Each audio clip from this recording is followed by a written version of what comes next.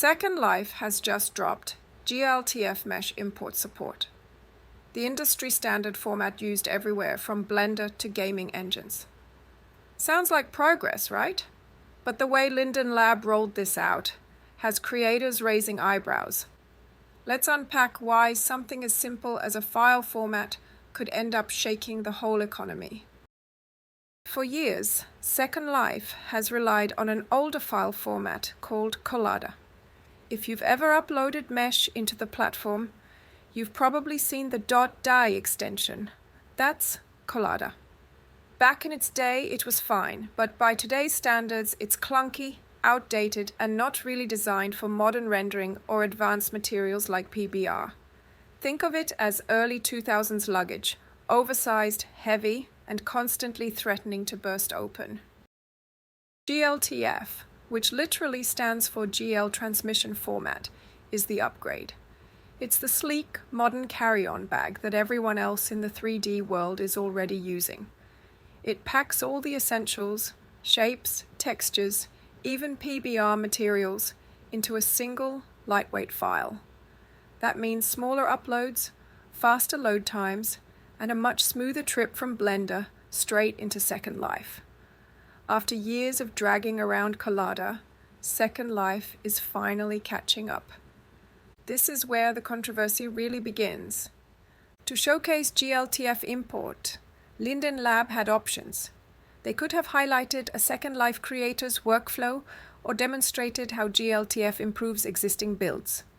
Instead, their official video began by going to Sketchfab, downloading a Creative Commons model, and importing it in-world. On the surface, that looked clean and convenient. But it also shifted the focus away from original creation.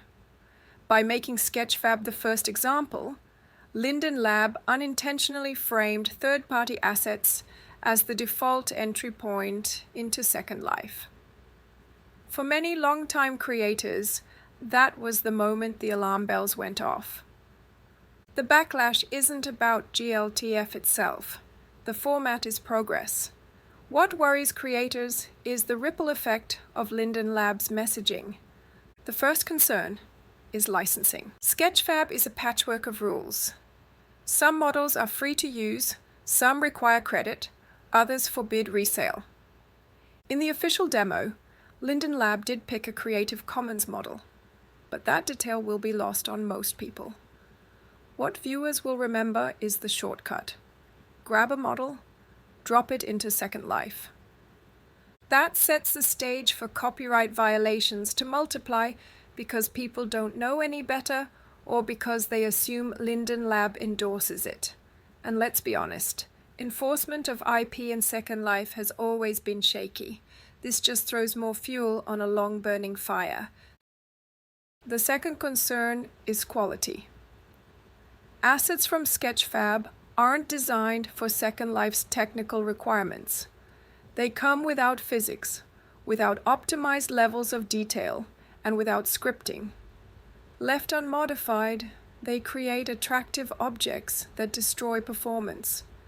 And while optimization has always been a weak spot in Second Life, this change could magnify the problem by making it even easier to flood the grid with unoptimized imports. The third concern is perception. Once again, Linden Lab's choice of example reinforced the idea that outside platforms matter more than its own creator community. After years of pointing residents to Primfeed, Flickr, YouTube, and Discord, the Sketchfab demo felt like another reminder that in-world creators are rarely put in the spotlight. And then there's the economic angle. Many Second Life creators spend years learning workflows, paying upload fees, renting land to build, investing in events to reach audiences. They're running actual small businesses. If imports from Sketchfab become normalized, it undercuts that investment. Why pay for an original build when someone can download a free or cheap asset, upload it, and resell it? The marketplace could get buried under piles of copy-paste imports, making it even harder for original creators to stand out. For all the valid concerns raised by creators, there is another side to this story. To many residents, the arrival of glTF is less a threat and more an opportunity. First, it lowers the barrier to entry. Creating in Second Life has always required a steep learning curve between mastering Blender, understanding the quirks of Collada, and juggling the upload costs. It's not something a casual user could just dive into. With glTF, the process becomes faster and more straightforward. You can take a model from Blender, or yes, even from Sketchfab, and bring it into the world with far fewer steps. That accessibility is appealing to people who want to experiment, decorate their homes, or learn the basics of 3D creation without investing months of study. Second, history shows that technology always disrupts established industries. The typewriter replaced handwriting. The personal computer replaced the typewriter. Digital cameras pushed film photography to the margins. In each case, the barrier to creation dropped, and the market adjusted. Some professionals were displaced, but new talent also emerged. Second Life is not immune to that cycle. The presence of glTF imports may create more noise, but it could also bring new voices, new hobbyists, and eventually new creators into the mix.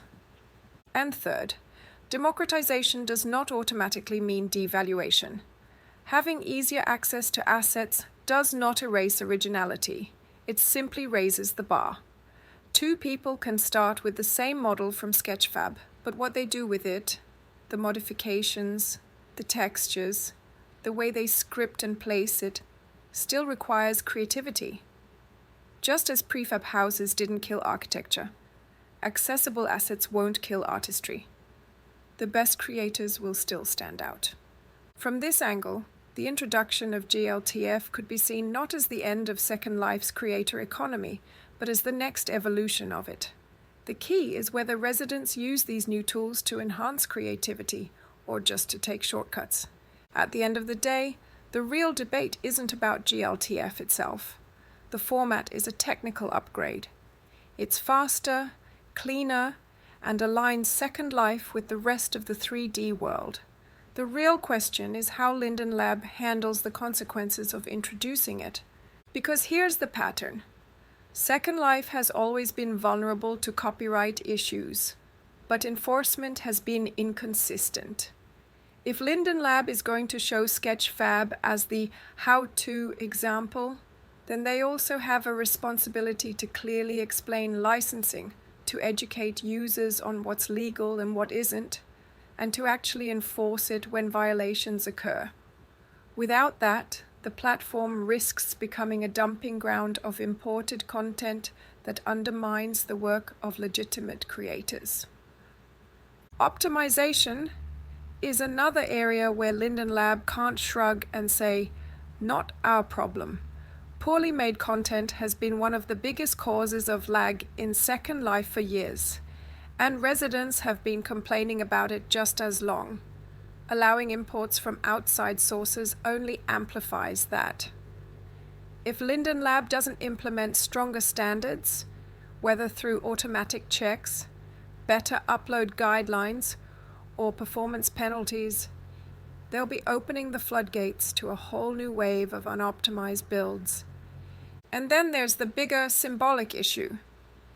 By reaching for Sketchfab in their demo instead of showcasing a Second Life creator, Linden Lab reinforced a long-standing frustration that the company is more willing to point residents outward than invest inward. Meanwhile, in-world tools like the Second Life feed remain neglected. That's the part that leaves many creators feeling sidelined. So the question isn't, is glTF good or bad? It's, will Linden Lab use this moment to strengthen the platform's ecosystem, protect its creators, and finally take optimization and licensing seriously?